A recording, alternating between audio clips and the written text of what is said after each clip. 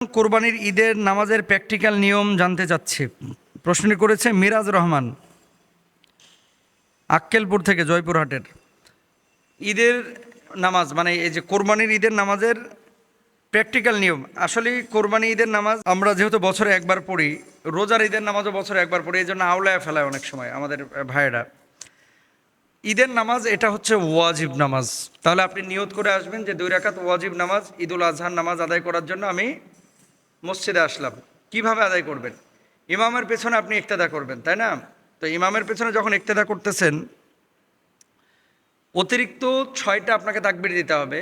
আর অতিরিক্ত 12 তাকবীরের কথা বলা আছে, যেহেতু আমাদের বাংলাদেশে অধিকাংশ মানুষ হানাফি মাযহাব ফলো করেন এবং আমরা অতিরিক্ত 6 তাকবীরে পড়ি, সুতরাং আমরা 6 তাকবীরের নিয়মটাই বলে দিচ্ছি। একটা কথা আপনাদেরকে বলি, খুতবা শোনা কিন্তু ওয়াজিব। ঈদুল ফিতরে খুতবা কিন্তু নামাজের পরে হয়, আর জুমার নামাজের আগে সাধারণত খুতবা হয়ে থাকে। তো নামাজ শেষে আপনারা উঠে চলে যাবেন না, খুতবা শুনে তারপরে যাবেন। মূল যে সমস্যাটা, ইমাম সাহেব যখন আল্লাহু আকবার বলে হাত তুললো, এরপরে এই মুসল্লিরা বাঁকা চোখে তাকানো শুরু করে। এতে কি হাত বাঁধতেছে না ছাড়তেছে? মানে এই আল্লাহু আকবার বলে কখন বাঁধবো আর কখন ছেড়ে দেবো, আল্লাহু আকবার বলে কখন বাঁধবো আর কখন ছেড়ে দেবো, মূল প্যাচটা লাগে এখানে।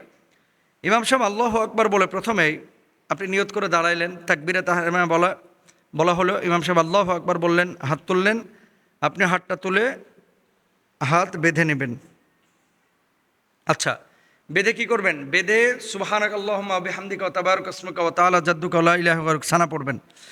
আবার ইমাম সাহেব আল্লাহু আকবার বলে হাত তুলে হাত ছেড়ে দেবেন। এরপর ইমাম সাহেব আরও একবার আল্লাহু আকবার বলে হাত তুলে হাত ছেড়ে দেবেন। এরপরে আল্লাহু আকবার বলে ইমাম সাহেব হাত তুলে হাত বেঁধে নেবেন। তাহলে হাত ছাড়তে হলো কয়বার? 2 বার।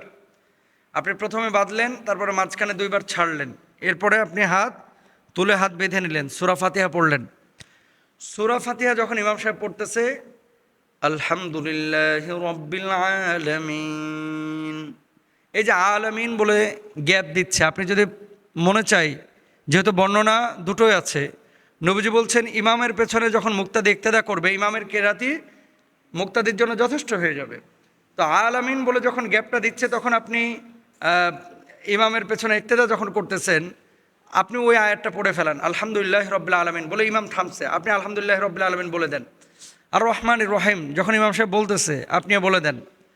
আর যদি মনে করেন যে না, আমি পড়বো না, ইমামের পেছনে আমি ইক্তেদা করবো, খালি শুনবো, তো এটাও কোরআনে আছে। দেখেন, ইদা কুরি আল কোরআন ফাস্তামিউ লাহু ওয়ানসিতু লাআল্লাকুম তুরহামুন, যখন কোরআন তেলাওয়াত করা হয় তখন তোমরা শোনো। তাহলে আপনি, আল্লাহ বলতেছে যে তোমরা শোনো, আর নবীজি বলছেন ইমামের কেরাত মুক্তাদির কেরাতের জন্য যথেষ্ট। আবার আল্লাহর নবী আর এক হাদিসের মধ্যে বলছেন যে সূরা ফাতিহা ছাড়া কোনো নামাজ হবে না। তাহলে কেউ যদি সূরা ফাতিহা পড়তে চায় পড়তে পারে, কেউ যদি শুধু শুনতে চায় শুনতে পারে, আর কেউ যদি কোনো কিছু না পড়ে খালি ইমাম সাহেবের পেছনে ইক্তেদাই করলো, মানে সূরা ফাতিহা সূরাগুলো শুনলো, তার নামাজ হয়ে যাবে। তাহলে আমরা কি পেলাম? আল্লাহু আকবার বলে আমরা হাত বেঁধে নিলাম, এরপরে আল্লাহু আকবার বলে হাত ছেড়ে দিলাম, আবার আল্লাহু আকবার বলে হাত ছেড়ে, এরপর আল্লাহু আকবার বলে হাত বেঁধে সূরা ফাতিহা সূরা মিলালাম। ইমাম সাহেব রুকুতে গেল, আমরা রুকুতে গেলাম, রুকুতে সুবহান রব্বিল আযীম আমরা পড়লাম, সুবহান রব্বিল আযীম, সুবহান রব্বিল আযীম 3 বার 5 বার 7 বার আপনি যা পারেন বলবেন।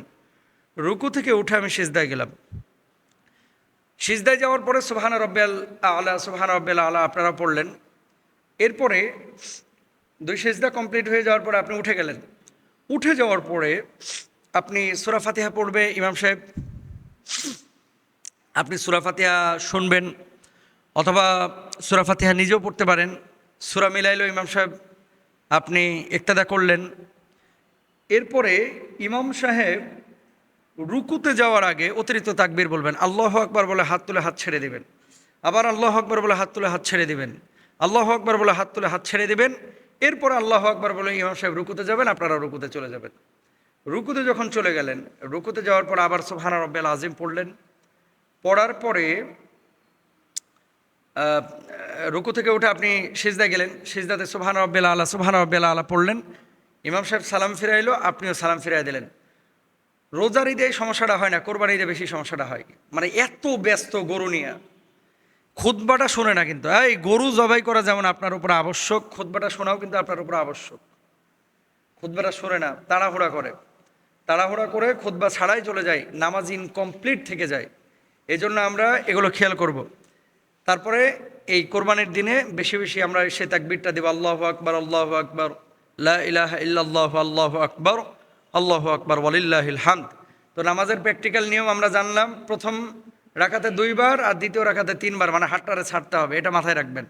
কারণ মূল ভেজালটা হয় হাত নিয়ে, খালি এদিক ওদিক তাকায় যে বাঁধতেছে কিনা। আর হুজুর যদি দেখছে সামনের কাতারে, সবাই আর পাশে দাঁড়াইতে চায়, একটু হেল্প হয় আর কি হাত বাঁধতে। আল্লাহ আমাদেরকে বুঝদান করুক। এই জিনিসগুলো একজন মুসলিম হিসেবে আমাদের সবার শেখা উচিত, জানা উচিত। আল্লাহ তাআলা আমাদের সবাইকে এগুলো শেখার তৌফিক দান